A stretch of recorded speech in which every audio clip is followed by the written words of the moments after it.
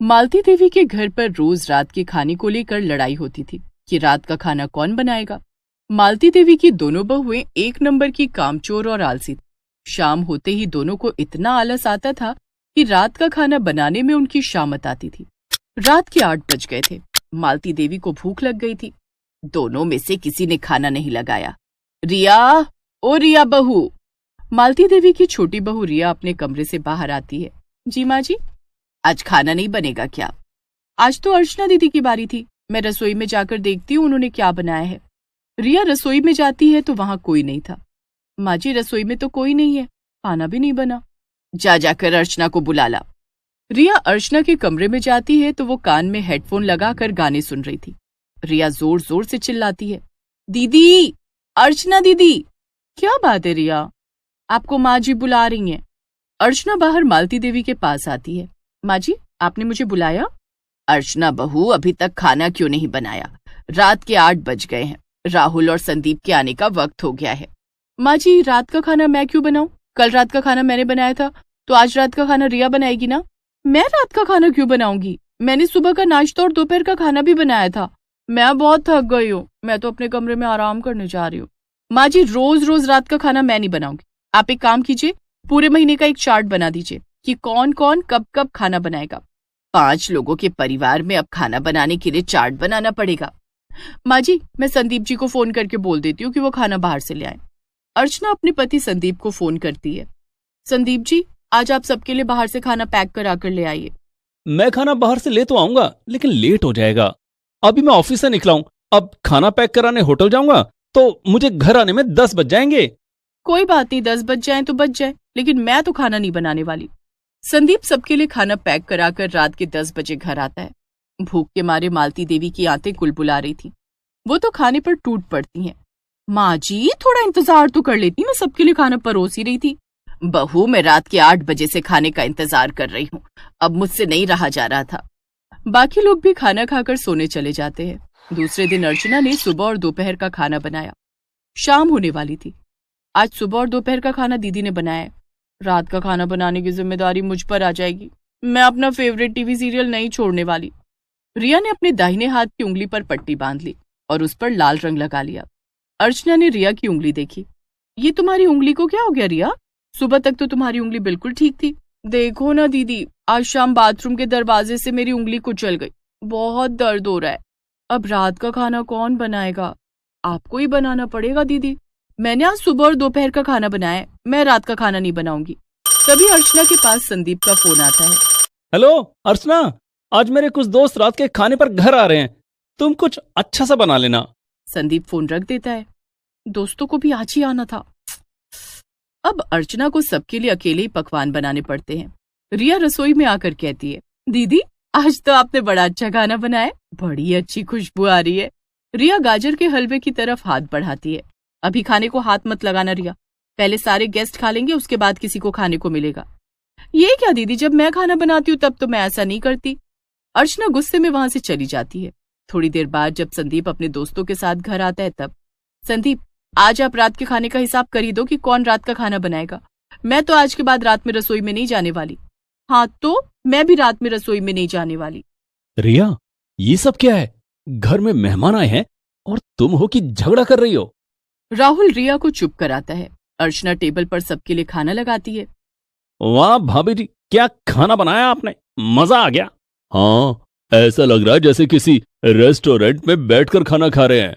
पनीर की सब्जी और मिलेगी भाभी जी। हाँ लीजिए ना भाई साहब। अर्चना सबको खाना खिलाती है। सारे मेहमान खाना खाकर चले जाते हैं। फिर घर की औरतें खाना खाने बैठती हैं। संदीप जी, आपने रात के खाने का क्या सोचा है? बेटा, रात का खाना बनाने के लिए काम वाली रख ले। मैं रोज रोज की किचकिच से तंग आ गई हूँ, कम से कम वक्त पर 2 रोटी तो मिलेगी। ठीक है माँ। संदीप रात का खाना बनाने के लिए काम वाली को बुलाता है। 5 लोगों के हिसाब से 1 महीने का 10,000 रुपया लगेगा। 10,000 रुपए? ये तो बहुत ज्यादा है। इससे कम नहीं होगा साहब, दाल सब्जी रोटी सब बनानी पड़ेगी।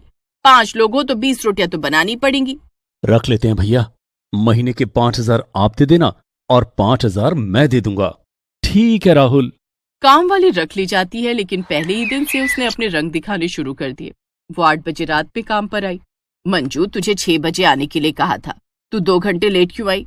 मालकिन, मेरे बेटे की तबीयत खराब हो गई है, उसे लेकर डॉक्टर के पास गई थी, इसलिए लेट हो गई, कल से मैं टाइम पर आएगी।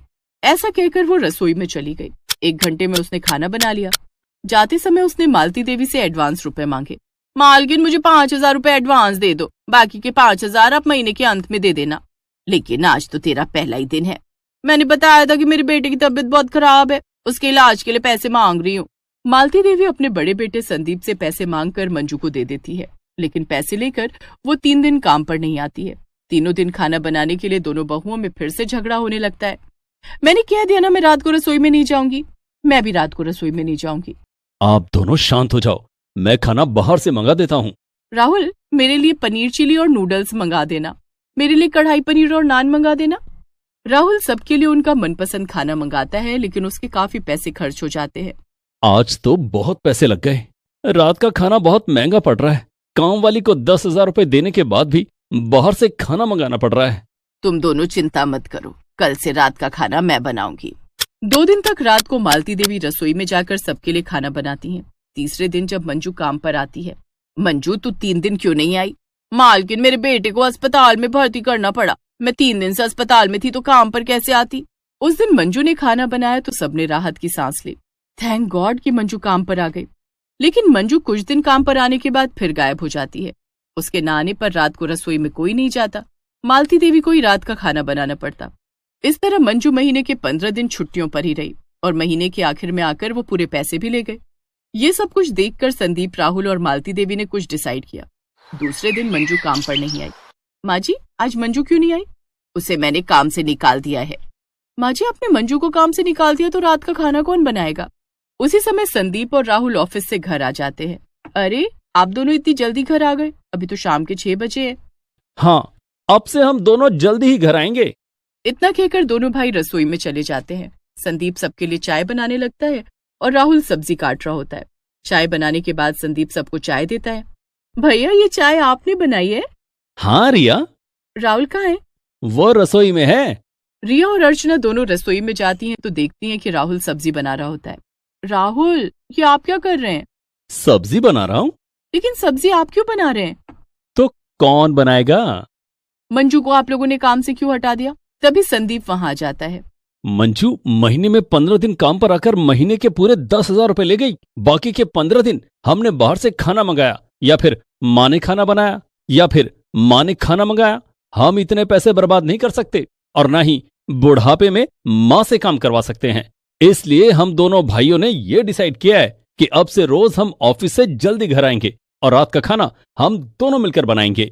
लेकिन इससे आप लोगों की जॉब पर इफेक्ट पड़ेगा। हाँ, इस तरह रोज रोज आप लोग ऑफिस से जल्दी घर आएंगे, ये ठीक नहीं है। कुछ तो करना पड़ेगा रिया, या तो हम लोग नौकरी कर लें या रात का खाना बना लें। तो हमने रात की रसोई की जिम्मेदारी उठाने की सोची है। आखिर माँ को वक्त पर खाना देना हम भाइयों की ही जिम्मेदारी है। नहीं संदीप, हमें माफ कर दीजिए, आप दोनों ने हमारी आंखें खोल दी। ये जिम्मेदारी हमारी है जिसे हम भूल गए थे। आप दोनों कमरे में जाकर आराम कीजिए, आज से रात का खाना मैं बनाऊंगी। नहीं दीदी, आप अकेले खाना नहीं बनाएंगी, मैं आपकी मदद करूंगी। उस दिन से दोनों बहुएं मिलकर रात का खाना बनाने लगी और मालती देवी के परिवार में रात की रसोई का झगड़ा खत्म हो गया।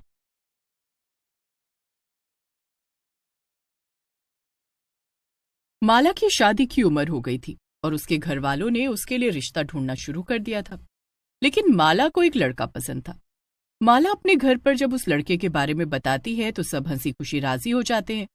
मगर माला की होने वाली सास बहुत कंजूस मक्खी चूस किस्म की थी। इस बात से अनजान माला अपने ससुराल पहुंच जाती है। आइए देखते हैं फिर कैसे होती है कंजूस सास की रसोई। मम्मी, पापा, मुझे आप दोनों से कुछ कहना है। हाँ हाँ, बोलो ना माला, क्या बात है?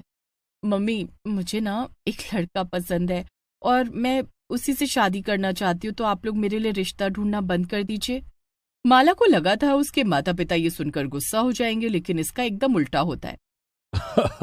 अरे माला बेटा, अगर ऐसी ही बात थी तो तुझे हमें पहले ही बता देना चाहिए था।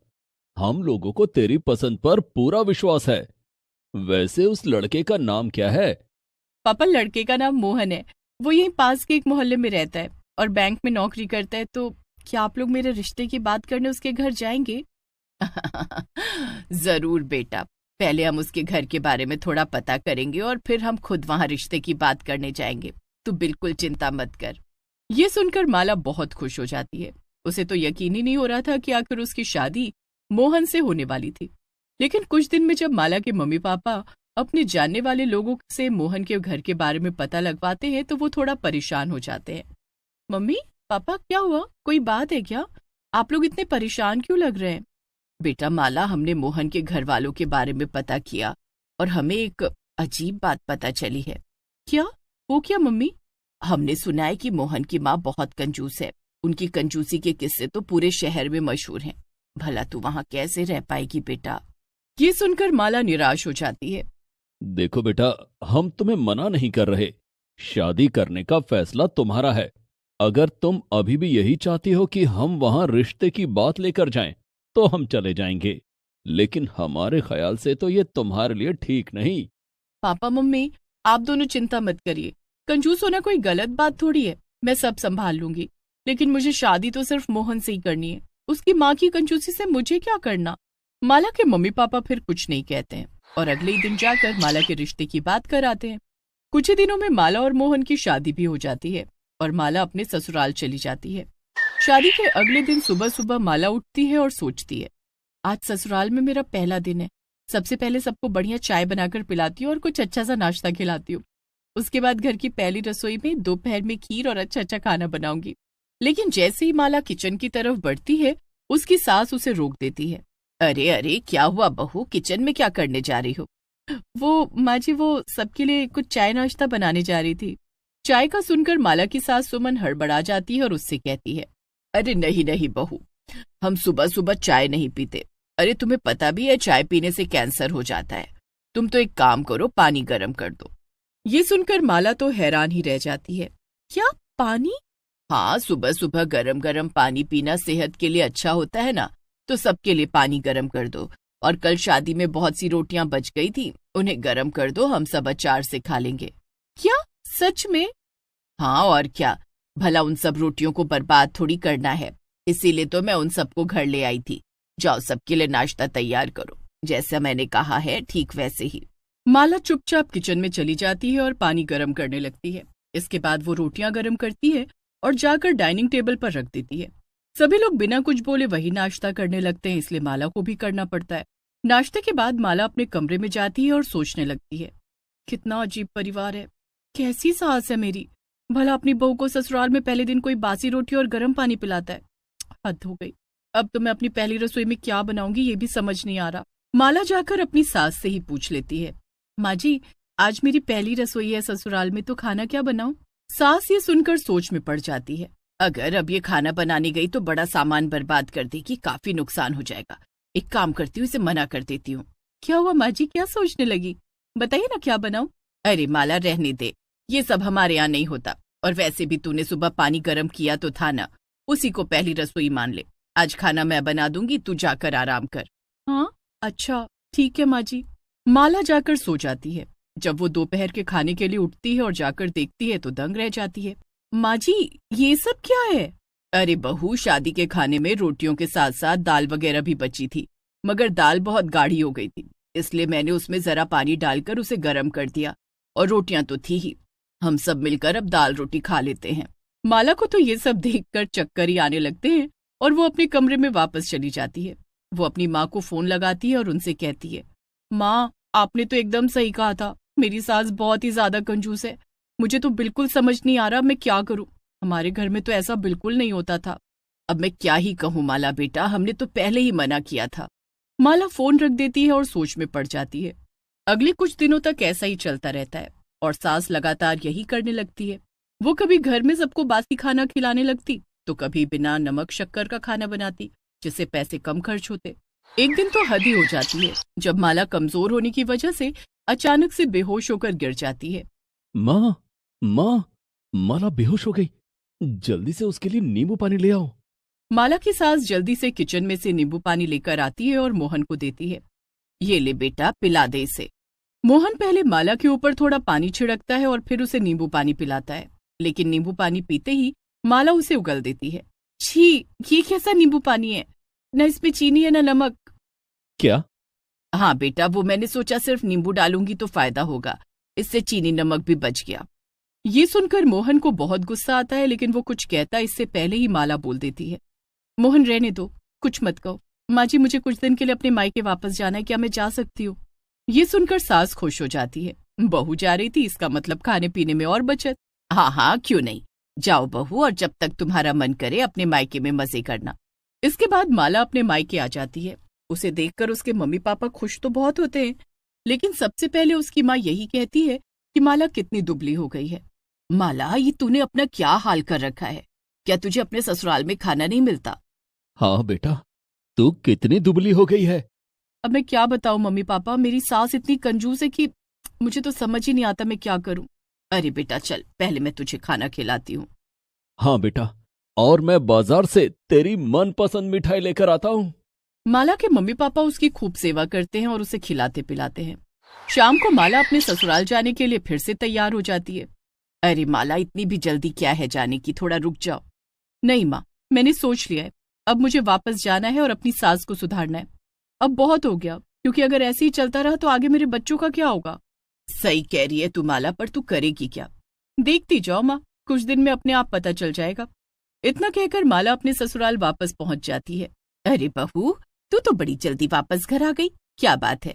माँ जी, मैं क्या सोच रही हूँ, क्यों ना हम कल घर में सत्यनारायण भगवान की कथा रखें।